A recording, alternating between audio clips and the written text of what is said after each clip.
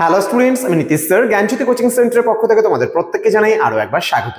তো আজকে আমি তোমাদের সঙ্গে আলোচনা করব এনইপি 4 ইয়ার আন্ডার গ্র্যাজুয়েট প্রোগ্রামের অধীনস্থ যে সমস্ত ছাত্রছাত্রীরা যারা বিইউ অর্থাৎ বর্ধমান ইউনিভার্সিটির আন্ডারে বিভিন্ন কলেজগুলোতে পড়াশোনা করছে ফার্স্ট সেমিস্টারে হিস্ট্রি মেজর নিয়ে, তাদের জন্য আজকে অতি গুরুত্বপূর্ণ একটা টপিক নিয়ে আলোচনা করব। সেটা হচ্ছে মেজর পেপার 1 থেকে তোমাদের হিস্ট্রির ভারতের মধ্যপ্রস্তর যুগের সংস্কৃতির প্রধান বৈশিষ্ট্যগুলি ব্যাখ্যা করো। এই বিষয়ে কিন্তু আজকের আলোচনা হবে। ক্লাসটি শুরু করার পূর্বে তোমাদেরকে বলে রাখি, যারা ভাবছো আমাদের কাছে অনলাইনে পড়বে বা যুক্ত হতে চাইছো আমাদের অনলাইন ক্লাসে, তারা অবশ্যই যোগাযোগ করবে আমাদের অফিসিয়াল নাম্বার 7076398606 নম্বরে অথবা 6295916282 নম্বরে। তোমাদের টোটাল কোর্স ফি রয়েছে তোমাদের এই সাধ্যের মধ্যে। সেটা হচ্ছে আমাদের এখানে দেখো এই অ্যাপ্লিকেশন রয়েছে, পিস্টিকল এডুকেশন বলে অ্যাপ্লিকেশন রয়েছে। সেই অ্যাপ্লিকেশনটা তোমরা যদি প্লে স্টোর থেকে ইনস্টল করে নাও তাহলে কিন্তু সরাসরি সেই অ্যাপে যুক্ত হতে পারবে এবং আমাদের থেকে সমস্ত কোর্সগুলো সেখান থেকে পারচেস করতে পারবে। চলো, কোর্স ডিটেলসটা কি রয়েছে আমরা একটু জেনে নিই। এখানে আমাদের পাচ্ছ নোটস পিডিএফ, তোমরা পাচ্ছ নোটস গুলো পিডিএফ আকারে পাচ্ছ, সম্পূর্ণ টাইপিং করা।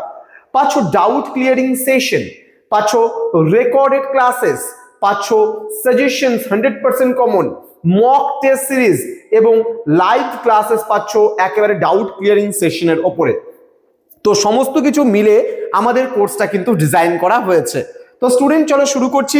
আজকের ক্লাসটা ভীষণ গুরুত্বপূর্ণ একটি বিষয় আজকে আলোচনা হবে।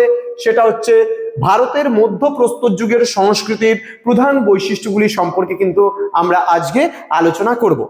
তো প্রথম যে পয়েন্টটা আমি তোমাদের সঙ্গে আলোচনা করব সেটা কিন্তু ক্ষুদ্রাস্যীয় হাতিয়ার বা মাইক্রোলিথস। দেখো, মধ্যপ্রস্তর যুগে মানুষ যে হাতিয়ারগুলো ব্যবহার করতো সেগুলো কিন্তু আয়তনে খুব ছোট ছিল। যেমন প্রাচীন প্রস্তর যুগে মানুষ ভোতা হাতিয়ারগুলো ব্যবহার করত, কিন্তু অনেক বড় বড় হাতিয়ার ছিল প্রাচীন প্রস্তর যুগে। কিন্তু মধ্যপ্রস্তর যুগে এসে মানুষের সভ্যতার অগ্রগতি ঘটেছিল এবং মানুষ এই বৃহৎ বৃহৎ আকৃতির হাতিয়ারগুলোকে বর্জন করে মানুষ কিন্তু খুব ক্ষুদ্র ক্ষুদ্র হাতিয়ারগুলো কিন্তু প্রচলন করেছিল এবং ক্ষুদ্র ক্ষুদ্র হাতিয়ারগুলো মানুষ ব্যবহার করত। তাহলে ক্ষুদ্রাস্যীয় হাতিয়ার কথা হতো মাইক্রোলিথস। মাইক্রোলিথস মানে কি? মাইক্রো কথার অর্থ হলো ছোট, অর্থাৎ মাইক্রোলিথস মানে কি? যে হাতিয়ারগুলো ছিল সেগুলো ক্ষুদ্র। আমি তোমাদের বোঝার সুবিধার্থে একটা ছবি দিয়েছি। যে কি করতো, পাথরগুলো, মনে করো বড় আকারের পাথরগুলো কি করতো, তারা ছোট ছোট করে এরকম দেখো মাথার দিকে চোখা চোখা করে নিত, যেন এই যে দেখো সমস্ত চোখা চোখা মানে ধারালো করে নিত। ফলে কিন্তু পশু, যে হিংস্র পশু ছিল, সেই পশু কিন্তু মানুষ মারতে খুব ইজি হতো। দেখো, প্রাচীন প্রস্তর যুগ বা মধ্যপ্রস্তর যুগে এসেও কিন্তু মানুষ খাদ্যের উপর নির্ভরশীল হতো। কার জন্য বলতো? কার উপরে নির্ভর করতো? এখানে কিন্তু পশুদের উপরে নির্ভর করত। পশুর কাঁচা মাংস মানুষ খেত এবং তার সঙ্গে বনের ফলমূল সংগ্রহ করত, পাখির ডিম সংগ্রহ করত, নদীর মাছ সংগ্রহ করত। এইভাবে কিন্তু মানুষ তার পেটের খিদা মেটাতো। কিন্তু মধ্যপ্রস্তর যুগে এসে মানুষ যখন দেখলো যে আমরা যে হাতিয়ারগুলো ব্যবহার করছিলাম এতদিন ধরে প্রাচীন প্রস্তর যুগে, একদম মোটা মোটা ভারী ভারী পাথরের হাতিয়ারগুলো, এগুলো দিয়ে হিংস্র পশুকে আঘাত করলে সে তো অতটা আঘাত হতোই না, বরঞ্চ আবার মানুষেরও কিন্তু সেই হিংস্র পশুর মুখে কিন্তু অনেক সময় পড়ে প্রাণ যেত। তো এখানে আমরা জেনে নেব এই পয়েন্টটা কি বলছে, যে এই যুগের সবচেয়ে উল্লেখযোগ্য বৈশিষ্ট্যগুলি হলো পাথরের অত্যন্ত ছোট এবং ধারালো হাতিয়ারের ব্যবহার। তাহলে আমি কি বললাম, যে মধ্যপ্রস্তর যুগে এসে মানুষ পাথরের হাতিয়ার তো ব্যবহার করতোই, প্রস্তর যুগ মানেই পাথরের যুগ, যেখানে মানুষ পাথরের হাতিয়ার ব্যবহার করেছিল। কিন্তু এই যুগে এসে মানুষজন অনেক ক্ষুদ্র আকৃতির যে পাথরের হাতিয়ার সেগুলো কিন্তু ব্যবহার করতে শিখেছিল। বলছে এদের মাইক্রোলিথ বলা হতো, অর্থাৎ এই যে পাথরের যে হাতিয়ারগুলো ছিল এদেরকে মাইক্রোলিথ বলা হতো। তোমরা এখানে পাথরের হাতিয়ারগুলো দেখতে পাচ্ছ, তার ছবিগুলো আমি কিন্তু এখানে দিয়েছি তোমাদের বোঝার সুবিধার্থে। বলছে এবার আকার ও আকৃতিটা একটু জেনে নেই। বলছে এগুলি লম্বায় কিন্তু 1 থেকে 8 সেন্টিমিটার পর্যন্ত কিন্তু হতো। তাহলে ভাবো, একটা ছোট স্কেল যে আছে সেই স্কেলের মতন কিন্তু হতো। তোমরা যে জ্যামিতি করতে ক্লাস 9-10-এ, সেই জ্যামিতি স্কেলের মতন কিন্তু খুব ছোট্ট ছোট্ট আকৃতির কিন্তু হতো। এগুলো ত্রিভুজ আকৃতির, ট্রাপিজিয়াম আকৃতির বা অর্ধচন্দ্রাকার কিন্তু আকৃতির ছিল। এই পাথরগুলি অত্যন্ত জ্যামিতিক আকারের ছিল। জ্যামিতিক আকার বলতে আমরা কি বুঝি? এই যে ত্রিভুজ আকার, ট্রাপিজিয়াম আকার বা অর্ধচন্দ্রাকৃতি চাঁদার মতন তো ইত্যাদি এই ধরনের কিন্তু আকৃতিগুলো ছিল। এবার এগুলো দিয়ে মানুষ কি করত? এই যে পাথরের হাতিয়ারগুলো দিয়ে কি করত মানুষ? বলছে এই যে হাতিয়ারগুলি সাধারণত লাঠি বা হাড়ের ডগায় কিন্তু গেঁথে বর্ষা, তীর বা কাস্তে হিসাবে ব্যবহার করা হতো। অর্থাৎ মনে করো সাপোজ এটা একটা কাঠের কোনো কিছু, একটা ডান্টা, একটা গাছের ডান্টা আছে এবং এর মধ্যে কি করতো? এই হাতিয়ারটিকে এর মাথার মধ্যে মনে করো এরকম ত্রিভুজ আকৃতির একটা হাতিয়ার লাগিয়ে দিত এবং এই ত্রিভুজ আকৃতির হাতিয়ার লাগিয়ে দেওয়ার ফলে কি হতো? এই জায়গাটায় বেঁধে দিত, ফলে এটা খুব মজবুত হতো এবং পশুকে যদি আঘাত করতো তাহলে তীরের মতন কাজ করতো এবং মানে পশুরা, হিংস্র পশুরা কিন্তু খুব সহজেই কিন্তু মানে আঘাতপ্রাপ্ত হতো এবং জখম হয়ে যেত। ফলে আদিম মানুষ কিন্তু এই পশুগুলোকে ভক্ষণ করতে পারত। আমরা চলে আসব পরবর্তী যে পয়েন্টটা আছে সেই পরবর্তী পয়েন্টে, যেখানে পশুপালনের সূচনা কিন্তু মানুষ এই সময় থেকেই করেছিল। দেখো কি বলছে, পশুপালনের সূচনা পরবর্তী 2 নম্বর পয়েন্টে, ডোমেস্টিকেশন অফ অ্যানিমেলস। অর্থাৎ এখানে পশু শিকার বা পশু পালনের সূচনা। পশু শিকার তো মানুষ এতদিন ধরে করতোই, কিন্তু এখন কিন্তু পশু পালন করতে শুরু করলো মানুষ। কি বলছে যে মানুষ এই যুগেই প্রথম বনের পশুকে পোষ মানাতে শিখেছিল। অর্থাৎ যে কুকুর, গরু, ছাগল, ভেড়া এই যে সমস্ত পশুগুলো ছিল, এই পশুগুলোকে কিন্তু মানুষ পোষ মানাতে শিখেছিল। পোষ মানানো মানে মানুষের সঙ্গে সঙ্গে পশুগুলো কিন্তু চলতো এবং মানুষের সঙ্গেই কিন্তু তারা থাকতো, কখনো তারা ইতস্তত বোধ কিন্তু করতো না। এদের মধ্যে কি ছিল? বলছে কুকুর ছিল মানুষের প্রথম পোষা প্রাণী। তাহলে মানে গৃহপালিত পশুর মধ্যে মানুষ সর্বপ্রথম কুকুর পালন কিন্তু করেছিল। মধ্যপ্রদেশের আদমগড় এবং রাজস্থানের বাগড়ে পশু পালনের কিন্তু প্রাচীনতম নিদর্শন পাওয়া গেছে। মানুষ প্রধানত ছাগল, ভেড়া এবং গবাদি পশু কিন্তু পালন কিন্তু এই সময় থেকে শুরু করেছিল। বোঝা গেল? তাহলে মানুষ গবাদি পশু পালন করতে শুরু করেছিল কিন্তু নব্যপ্রস্তর যুগে নয়। নব্যপ্রস্তর যুগে তো পুরোপুরিভাবে গৃহপালিত পশুকে করেই ছিল, কিন্তু মানুষ পোষ মানাতে, যদি আমরা বলি পশু পালনের সূচনাটা, স্টার্টিংটা হয়েছিল কিন্তু মধ্যপ্রস্তর যুগে। চলে আসবো আমরা পরবর্তী পয়েন্টে, যেই পয়েন্টের নাম হলো আবহাওয়ার পরিবর্তন। এবার কি হয়েছিল? বলছে আবহাওয়ার পরিবর্তন 3 নম্বর পয়েন্ট। বলছে এই সময়ে বরফ যুগ শেষ হয়ে পৃথিবী কিন্তু ধীরে ধীরে উষ্ণ হতে শুরু করেছিল, অর্থাৎ তুষার যুগ শেষ হয়ে যায়। অর্থাৎ এতদিন ধরে মানুষ কিন্তু মানে ঠান্ডা যুগে, তুষার যুগে বসবাস করতো, কিন্তু এখানে এসে কিন্তু হঠাৎ করে আবহাওয়ার পরিবর্তন হতে শুরু করেছিল।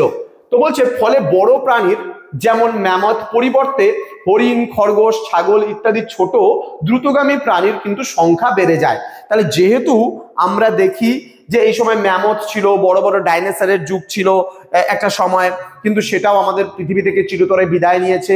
এইভাবে বেশ কিছু পশু যারা মনে করো ওই মানে কি বলবো, যারা তুষারে থাকতো, যারা বরফাবৃত এলাকায় থাকতো, তারা কিন্তু সেই সমস্ত এলাকা ছেড়ে, সেই সমস্ত এলাকা বাদে কিন্তু অন্য সমস্ত এলাকায় কিন্তু তারা বসতি স্থাপন করতে শুরু করেছিল।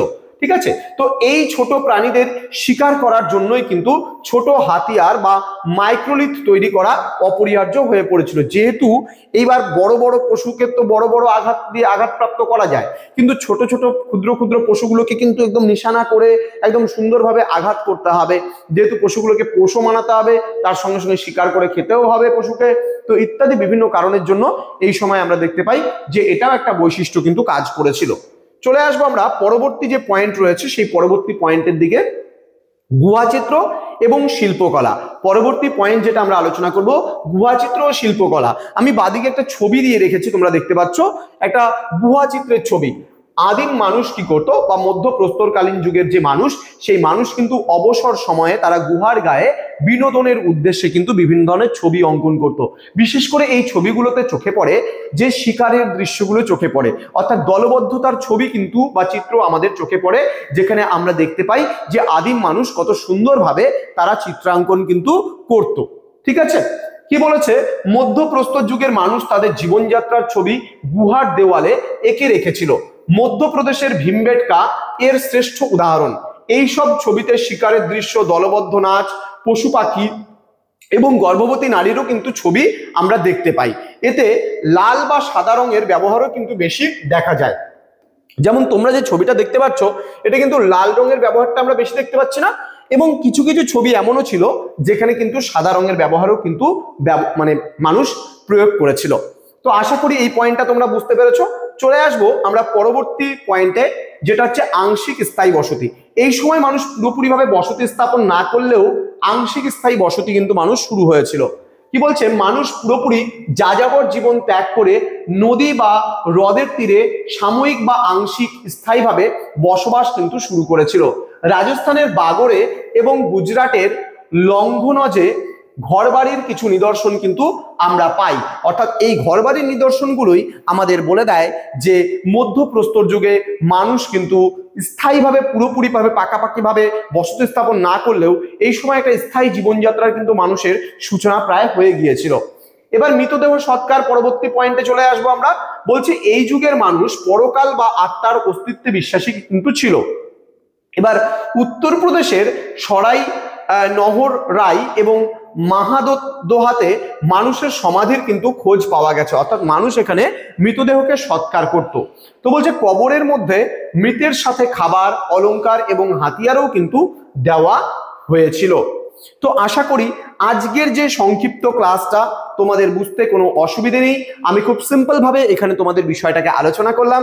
তোমরা যারা আমাদের রেকর্ডেড ভার্সন ক্লাসগুলো এবং অনলাইনে তোমরা আমাদের কাছে পড়তে চাও, তারা অবশ্যই যোগাযোগ করবে। আমাদের দুটো নাম্বার দেওয়া আছে স্ক্রিনে, তোমরা দেখতেই পাচ্ছ, 6295916282 এবং 7076398606 নম্বরে।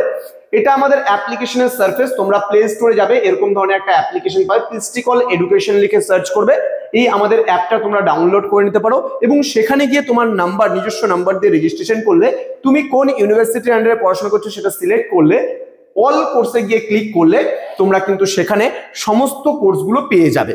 ঠিক আছে, এবং অল কোর্সে যদি না পাও, তোমরা নিজেদের ইউনিভার্সিটিকে সিলেক্ট করবে। সিলেক্ট করার পরে তোমরা মেজর নেবে না মাইনর নেবে, প্রথমে মেজরে গেলে, যদি মেজরের দরকার পড়লো তাহলে মেজরের মধ্যে অল কোর্সে গিয়ে মেজরের কোর্সগুলো পেয়ে যাবে। যদি মাইনরের দরকার হলো তাহলে মাইনর সিলেক্ট করে মাইনরের মধ্যে অল কোর্সে যাবে, সমস্ত কিছু পেয়ে যাবে। এবং সেখান থেকে তুমি যেই কোর্সটা পারচেস করবে, পারচেস করা হয়ে গেলে তুমি সেই কোর্সটাকে কিন্তু মাই কোর্সে পেয়ে যাবে। এছাড়া কিছু ফ্রি কন্টেন্ট তুমি দেখতে পারো, কিছু ফ্রি ভিডিওস দেওয়া আছে দেখতে পারো, আমাদের সঙ্গে সরাসরি যুক্ত হতে পারো, টেস্ট সিরিজ দেওয়া আছে, টেস্ট সিরিজগুলো সলভ করতে পারো। পেইড কিছু নোটস এখানে আমরা প্রোভাইড করে রেখেছি, যেগুলো পিডিএফ আকারে নোটস খালি যদি নিতে চাও, ক্লাসেস নেব না আমি খালি অনলি পিডিএফ আকারে নোটস নেব, বুকস নেব, তাহলে তোমরা কিন্তু বুকসগুলোকেও এখান থেকে নিতে পারবে। তো আমরা পিডিএফ আকারে তোমাদেরকে নোটস দিচ্ছি, আমরা ডাউট ক্লিয়ারিং সেশন দিচ্ছি, রেকর্ডেড ভার্সনে ক্লাসেস দিচ্ছি, সাজেশনস দিচ্ছি, মক টেস্ট দিচ্ছি, লাইভ ক্লাসেস দিচ্ছি। যারা এখনো পর্যন্ত আমাদের চ্যানেলটিকে সাবস্ক্রাইব করনি, তারা অবশ্যই চ্যানেলটিকে সাবস্ক্রাইব করে বন্ধুদের সঙ্গে ভিডিওটি শেয়ার করো, যেন প্রত্যেকের কাছে আজকের এই ক্লাসটি পৌঁছে যেতে পারে। তোমাদের ক্লাসটি কেমন লাগলো আশায় থাকবো তোমাদের কমেন্টসের। দেখা হচ্ছে আরো একটা নতুন ভিডিও নিয়ে। তোমরা প্রত্যেকে ভালো থেকো, সুস্থ থেকো। Thank you so much, thanks for watching after all, thank you.